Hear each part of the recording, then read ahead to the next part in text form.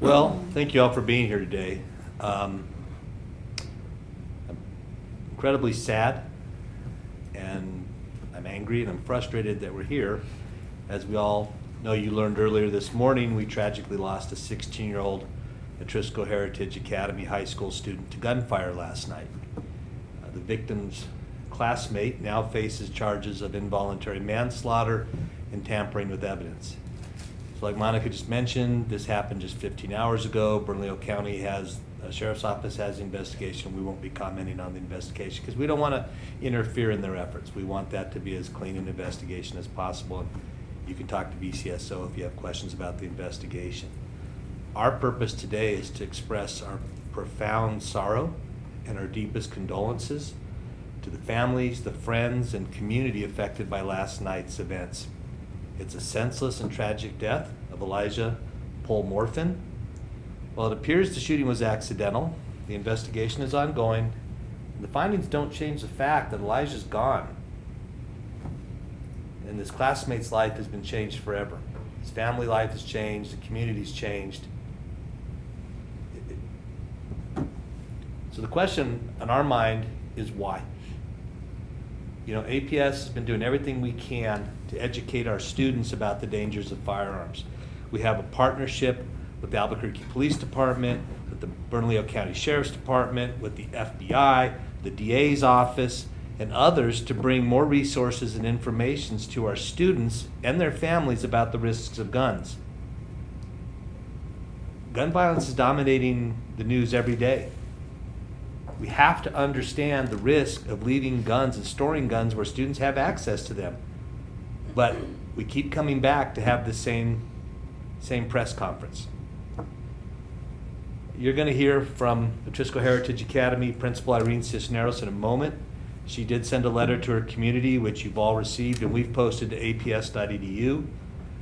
Importantly, I really hope you'll highlight this, the letter references a partnership between the New Mexico Department of Health and the nonprofit group New Mexicans to Prevent Gun Violence.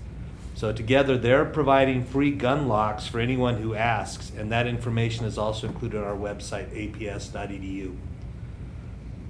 If you're a parent, you have got to talk to your kids. You have got to help them understand the harsh reality of what happens when they get their hands on a gun. If you're someone who owns a gun, you have to visit with yourself and make sure that gun is secure and that someone can't get their hands on it, that your child cannot get their hands on it.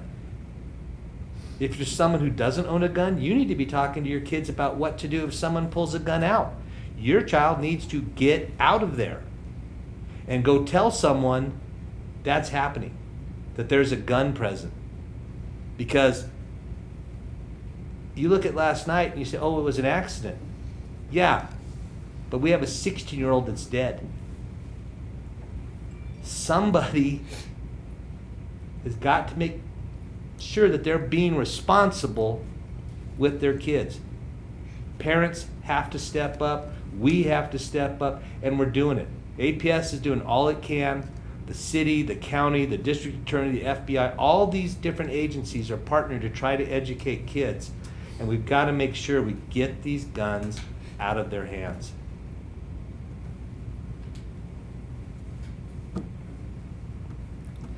Atrisco Heritage Academy Principal Irene Cisneros will share a few words, and then our APS President Yolanda Montoya Cordova will share her condolences. Again, from APS, my deepest condolences to the family and the community affected by this tragic loss. Thank you. I am just completely devastated by the tragic loss of one of our students, by the students who were involved. Our community is completely devastated as well. Our football family is at a loss for words. This has impacted us tremendously. And I cannot stress enough the importance of sending the message to our community, our families, our students, that guns are not the way, violence is not the way to go forward. Our students are acquiring guns students in general are acquiring guns in different ways for different reasons. And it's one thing to talk to your kid. At this stage, we need to go a little deeper. We need to look at our students, check our rooms, check their rooms, check their cars, check their backpacks. Because innocent kids have guns for various reasons. And we're losing innocent lives. And we are just torn about this tragedy. And I want to send my condolences to the family of Elijah, my sincere condolences to his family and to his friends who care about him, who are showing the utmost care during this terrible time. It's our worst nightmare. And I just want to express my sincerest condolences to the family.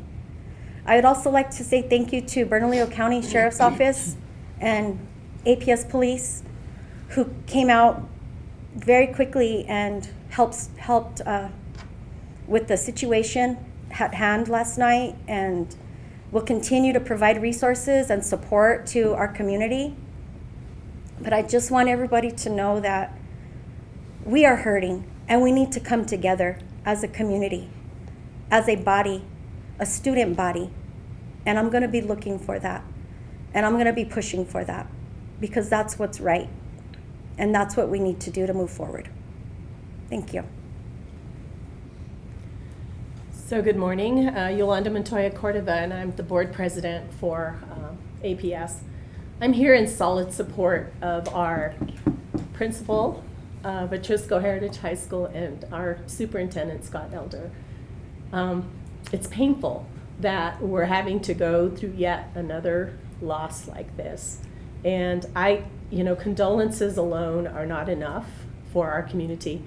I am personally impacted by this particular loss because this is my community. I live there, and I represent this district.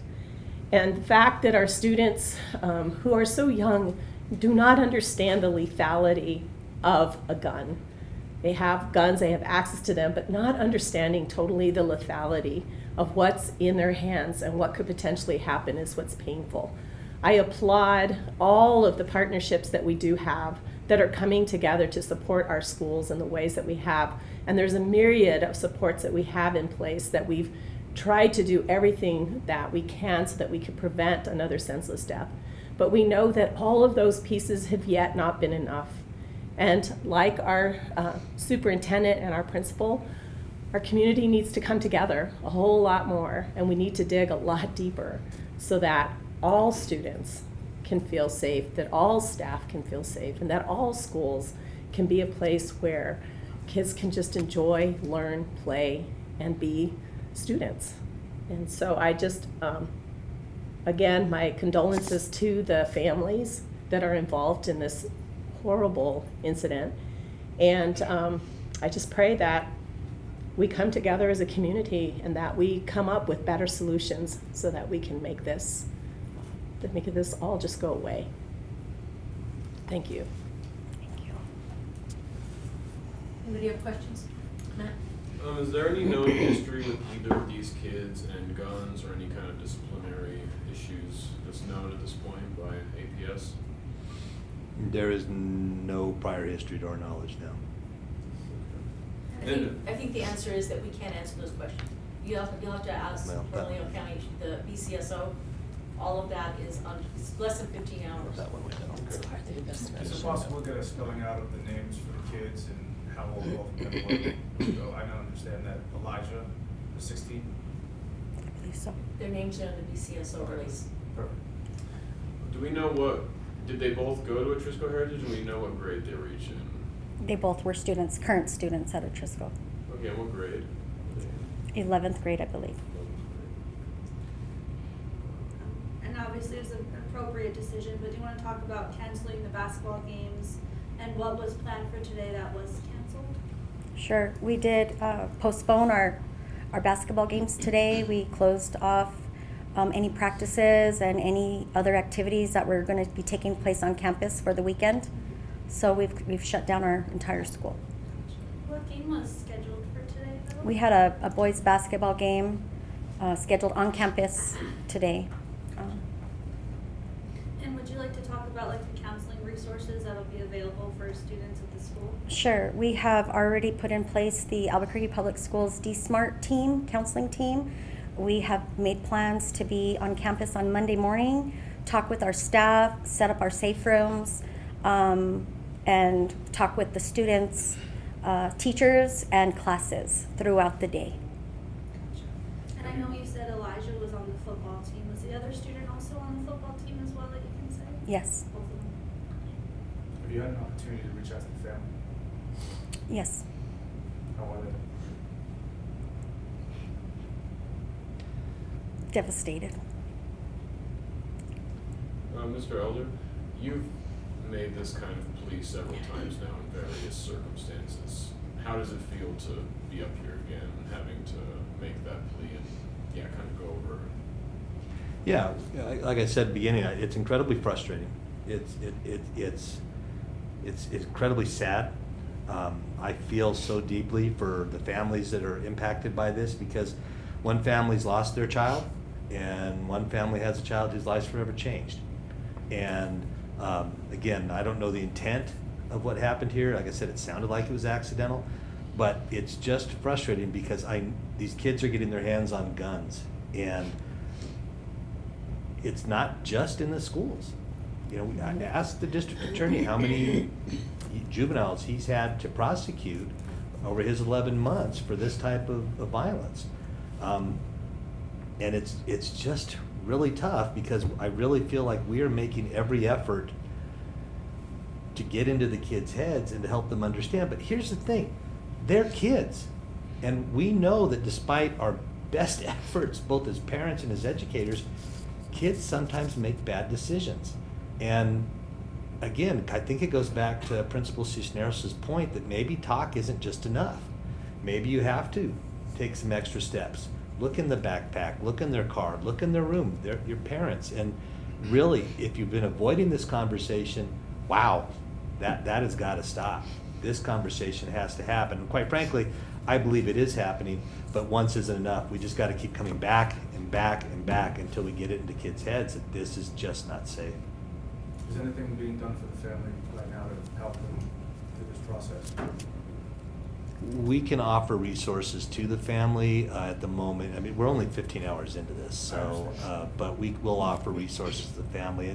And there's, you know, APD and BCSO has resources that they'll be offering to that family as well, and that's probably a better question for them to answer, because they do have impact units that go out and work with victims' families.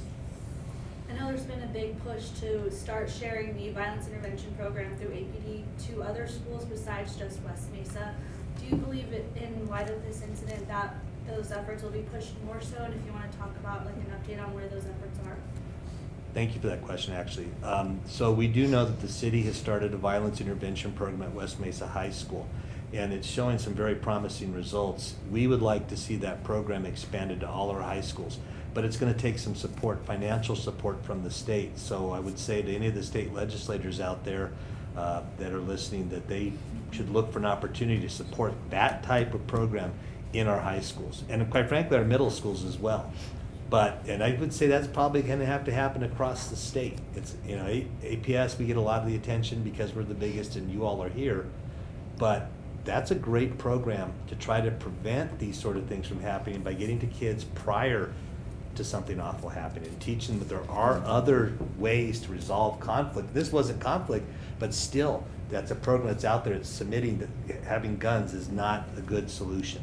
So I would love to see that the violence intervention program be expanded to all our comprehensive high schools in Albuquerque.